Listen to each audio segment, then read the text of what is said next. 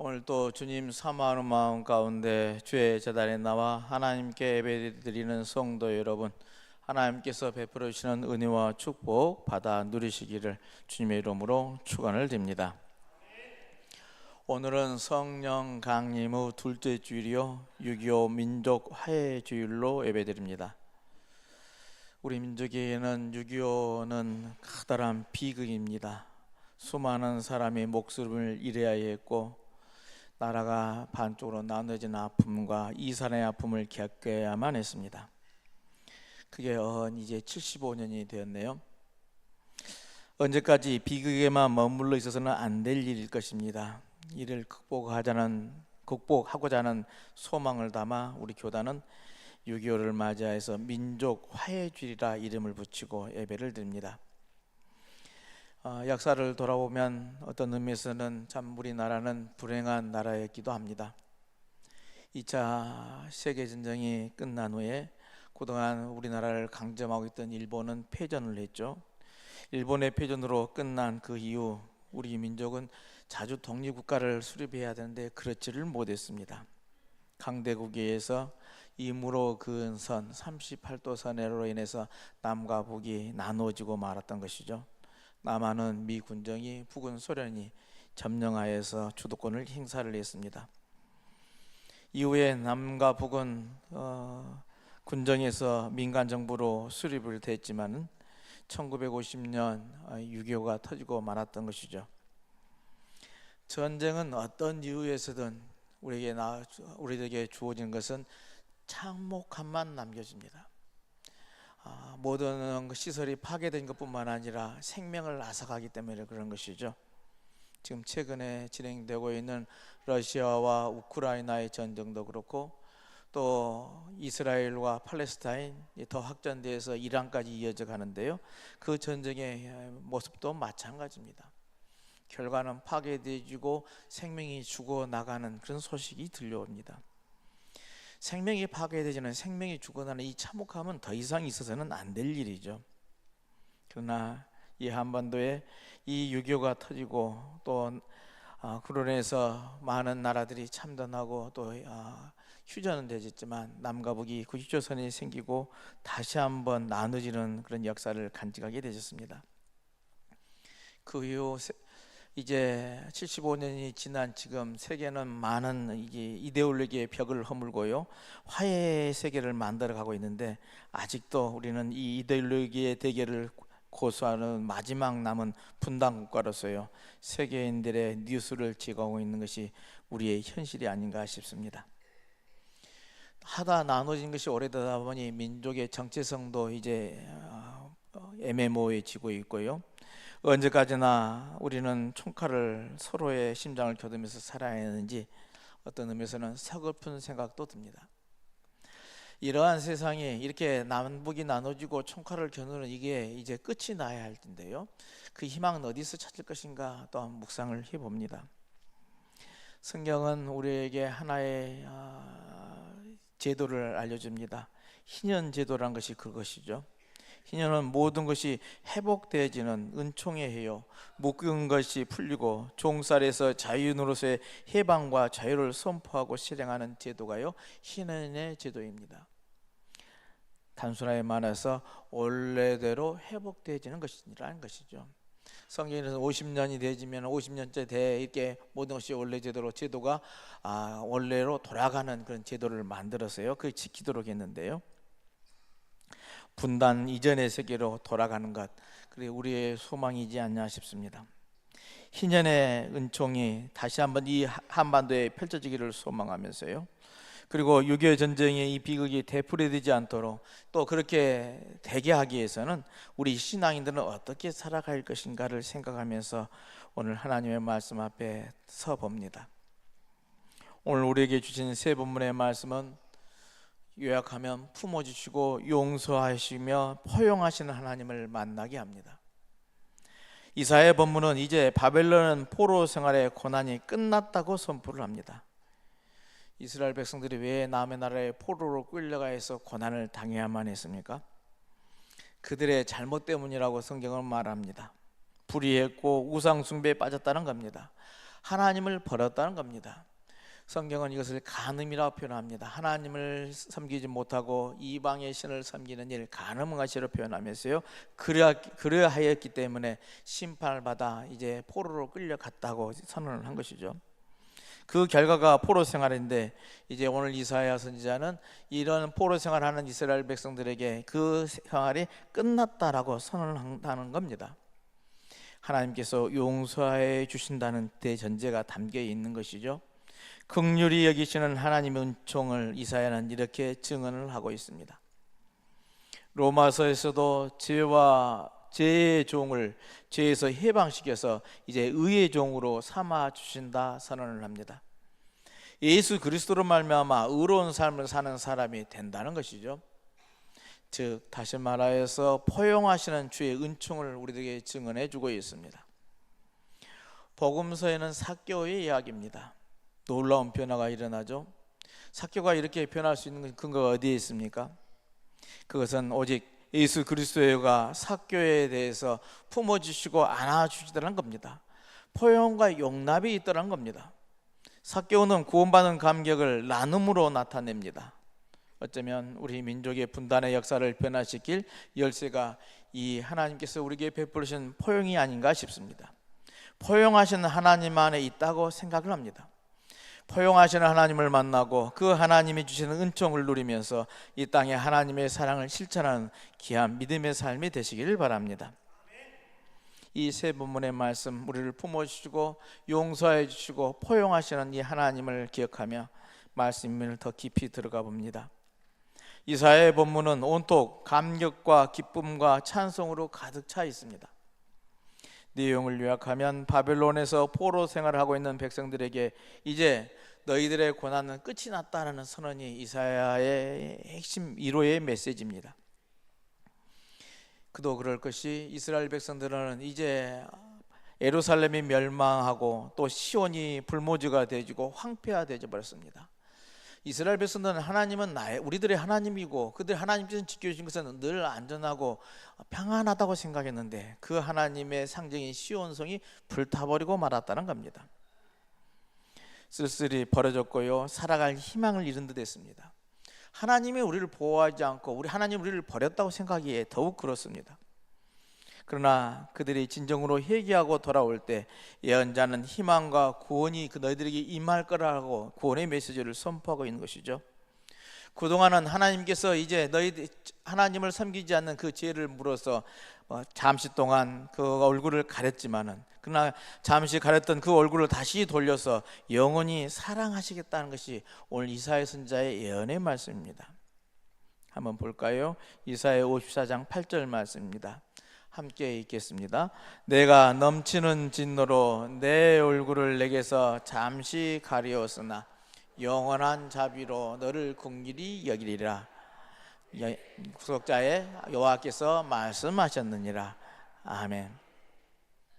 잠시 너를 버렸으나, 하나님께서 이스라엘 백성들이 이스라엘이 못된 짓하니 이제 모른 척 했다는 것이죠. 그렇지만 그래 왔었지만 영원한 자비로 너를 긍휼히 여기리라. 얼마나 신바람 나는 말씀이었겠습니까? 이사야의 예언은 하나님께서 화가 나서 그동안 이스라엘을 바벨론 포로 생활로 고생하게 했지만은 이제 돌이켜서 긍휼을 너희들에게 베풀겠다 하는 약속의 말씀이라 하겠습니다. 이스라엘은 하나님의 백성이었죠. 나는 너의 하나님이 되고 너는 나의 백성이 되리라, 이런 약속이 맺어진 관계가요, 하나님과 이스라엘과의 관계이더란 겁니다. 이런 관계를 맺은 이스라엘 백성이라 한다면 당연히 하나님의 계명과 율례와 법도를 잘 지키기로 계약을 맺은 백성이니, 하나님의 백성이니 그대로 따라야만 했습니다. 하나님만 섬기고 하나님께 예배하기로 했었습니다. 말씀에 따라 정의로운 세상을 이루며 살아야 했었습니다. 그런데 이스라엘은 이 모든 약속을 지키지를 못했던 것이죠. 파괴벽으로 말았습니다. 그들과 하나님과 맺은 계명은 형식적으로만 지켰고 사회를 불의와 부정과 부패로 병들게 만들었습니다. 무엇보다도 중요한 잘못은 우상 숭배에 빠진 것이라 하겠습니다. 그 결과 하나님께서 이스라엘을 버리셨고 이제 이스라엘들은 그들의 자신의 존재감을 잃어버리고요, 포로로 끌려가는 시련을 붙게 되어지더란 겁니다. 이와 같은 이스라엘 향하여서 이제 이사야 54장 4절 말씀 보실까요? 함께 봉독합니다. 두려워하지 말라, 내가 수치를 당하지 아니하리라. 놀라지 말라, 내가 부끄러움을 보지 아니하니라. 내가 내 젊었을 때 수치를 잊겠고 과부 때 치욕을 다시 기억함이 없으리니. 아멘. 이 말씀의 뜻은 바벨론의 포로원 생활의 고생이 이제 끝났다라는 의미입니다. 두려워하지 말라, 내가 수치를 당하지 아니하리라. 놀라지 말라, 내가 부끄러움을 보지 아니하리라. 하나님의 징벌의 때가 지나가고 하나님의 노가 풀리고 이스라엘이 충분히 잘못한 대가를 치렀다 하는 뜻이죠. 이제 너희들의 잘못은 그만하면 됐다라는 음성을 하겠습니다. 용서하시는 하나님의 긍휼입니다. 물론 이스라엘 백성들이 지금 모든 것이 해방되신 것은 아니죠. 현재 지금 상황은 바벨론의 포로 생활을 하고 있을 때입니다. 그러니 고난은 계속 이어져 가는 것이죠. 그렇지만 이전에 그 하나님의 우리를 버렸구나 하고 생각하면서 지냈던 포로 생활과 하나님께서 너희들은 이제 그만 됐다, 용서해 준다라는 이 말씀을 듣고 나는 너희는 다시 수치를 당하지 아니하라는 이 음성을 듣고 사는 것은요, 차원이 다르다는 이야기입니다. 뭐가 다릅니까? 희망이 생기다는 겁니다. 하나님이 나를 버렸었다 할 때는 절망과 좌절 속에 살아야 했지만 이제 내가 그 수치를 당하지 않게 하리라는 약속의 말씀이 임하니 희망이 생기더란 겁니다. 하나님의 약속 안에서, 하나님의 용서 안에서, 하나님의 포용 속에서 이스라엘은 희망을 붓고 새날을 만들어 가게 되어지더란 겁니다. 성도 여러분, 이스라엘을 용서하신 하나님이 나의 하나님을 잊지 마시기 바랍니다. 나를 지켜주시고 나를 돌봐주신 하나님이 두려워하지 말라, 내가 수치를 당하지 아니하리라. 놀라지 말라, 내가 부끄러움을 보지 아니하리라 하시면서 용기를 주시더란 겁니다. 하나님의 자비와 긍휼이 오늘 나에게 이루어져 있음을 깨달으시기 바랍니다. 그 하나님의 포용이 우리로 하여금 희망을 갖게 만듭니다. 어둡고 힘든 세상을 이겨낼 믿음을 주십니다. 이 믿음으로 세상을 이겨내시기를 다시 한번 주님의 이름으로 축원을 드립니다. 하나님의 이런 은혜는 값없이 우리에게 주어졌습니다. 값없이 주어졌다고 해서 공짜라고 해서요, 그것이 결코 값싼 것이 아니라는 겁니다. 천박하거나 흔한 싸구려가 아닙니다. 그런데 바울은 당시 이 하나님의 자비하심과 값없는 은혜를 오용하고 애고가는 사람들이 있었는데요, 이들을 향해서 경고합니다. 오늘 본문으로 읽진 않았지만 로마서 6장 15절로 16절 말씀을 볼까요? 함께 읽겠습니다. 그런즉 어찌하리요? 우리가 법 아래에 있지 아니하고 은혜 아래에 있으니 죄를 지으리요? 그럴 수 없느니라. 너희 자신을 종으로 들여 누구에게 순종하는지 그 순종함을 받는 자의 종이 되는 줄을 너희가 알지 못하느냐? 혹은 죄의 종으로 사망에 이르고 혹은 순종의 종으로 의에 이르느니라. 아멘.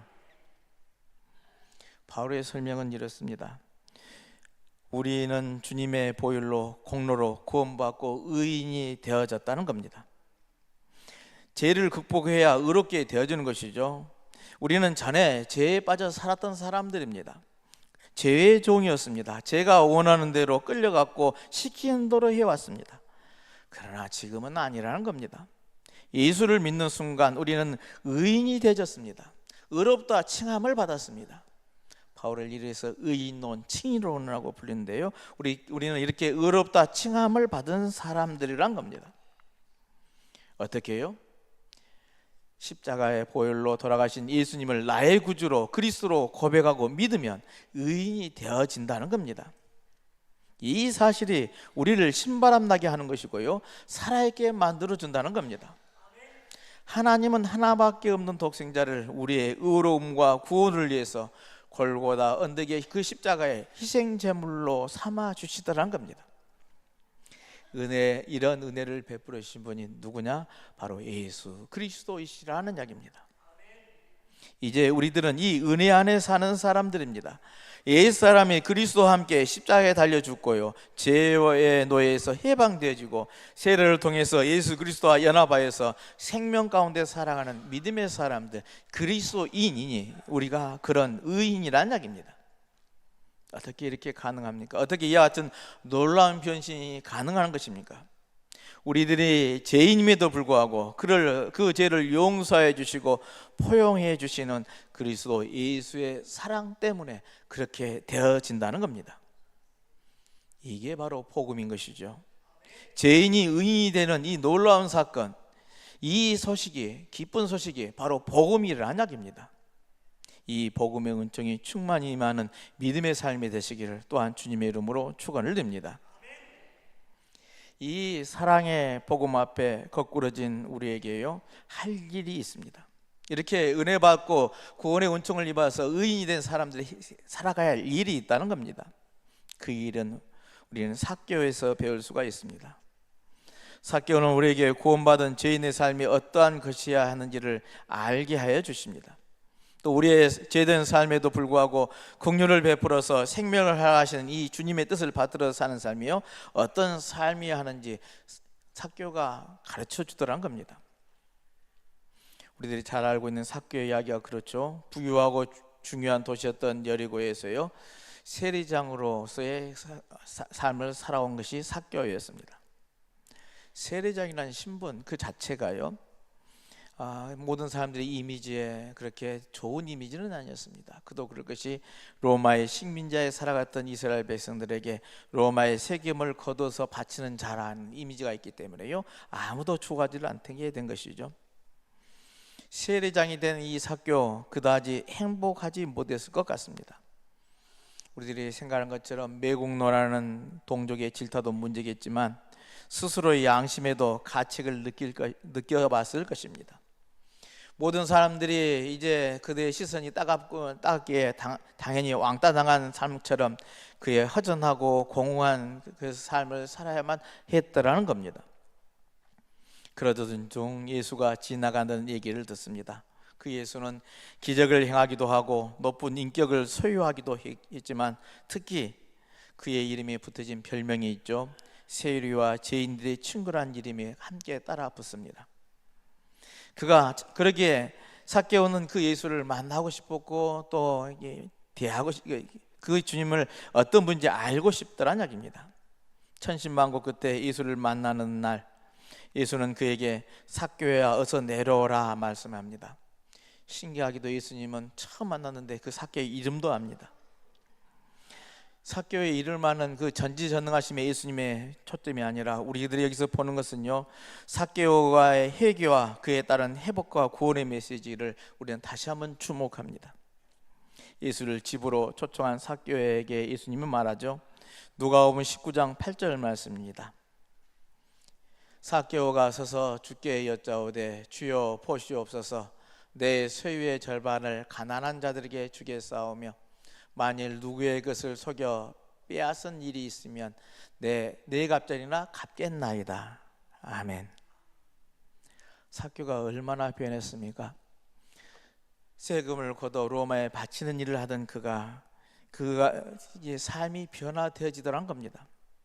그는 예수님을 만나서 돈이나 명예를 구한 것이 아니었습니다.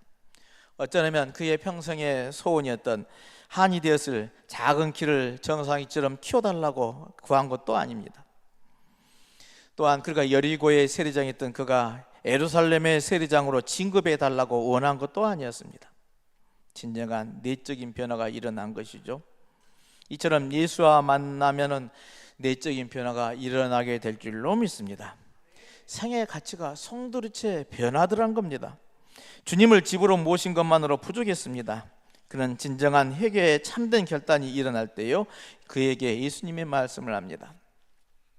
오늘 본문 19장 9절로 10절 말씀 다시 한번 봉독해 볼까요? 예수께서 이르시되 오늘 후원이 이 집에 이르렀으니 이 사람도 아브라함의 자손이미로다. 인자에 온 것은 잃어버린 자를 찾아 구원하려 함이니라. 아멘. 어떤 의미에서는 삭개오는 단절의 세계 안에서 살았다 하겠습니다. 아무도 그의 친구가 되지 못했을 것입니다. 비록 그가 경제적인 부를 누릴 수 있었겠지만 그의 마음을 알아주는 진정한 친구는 하나도 없더란 겁니다. 이와 같은 세리장 삭개오를 예수님께서 만나 주십니다. 사람들은 삭개오를 보지 않고 그의 직업 세리장을 보고 말했을 것입니다. 그러나 예수님께서는 이 세리장이라는 직함을 떼어버리고 삭개오 개인을 만나 주더란 이야기입니다. 사람 삭개오를 만나 주십니다. 이 점이 정말 중요합니다. 그의 걸친 옷이나 그가 쓴 감투를 본 것이 아니란 이야기입니다. 그리고 예수님은 그냥 그 삭개오를 안아주시고 포용해 주십니다. 삭개오는 어쩌면 난생 처음으로 사람다운 사람 대접을 받았는지도 모르겠습니다. 그 예수님이 포용해 주시니 참 사랑을 느꼈습니다. 자신을 한 인간으로 인정해 주는 사랑의 체험을 하고 나니요, 그 예수 안에서 삭개오는 그만 모든 것이 녹아지고 맙니다. 그 결과 삭개오는 자신의 겉옷인 세리장의 겉옷을 벗어버립니다. 그리고 불의에서도 떠날 것을 약속을 합니다. 삭개오는 자신을 본인 스스로의 본연의 모습을 찾은 것이죠. 그러니 성령 충만한 사람이 되어지더란 겁니다. 세리장과 사람 사이에 가로막혀 있던 벽이 무너져 가더란 겁니다. 포용하시는 주님의 은총이 만들어지는 놀라운 사건이 벌어지더란 겁니다. 그 옛날 그 삭개오를 만난 주님은 오늘 또 길 잃은 자를 찾고 계십니다. 그런데 한 가지 조건이 있습니다. 자신이 길 잃었음을 아는 사람에게만 오시더라는 겁니다. 자신이 길 잃었음을 모르는 어리석은 사람이나 교만한 자에게는 임하실 수 없기 때문에 그렇습니다.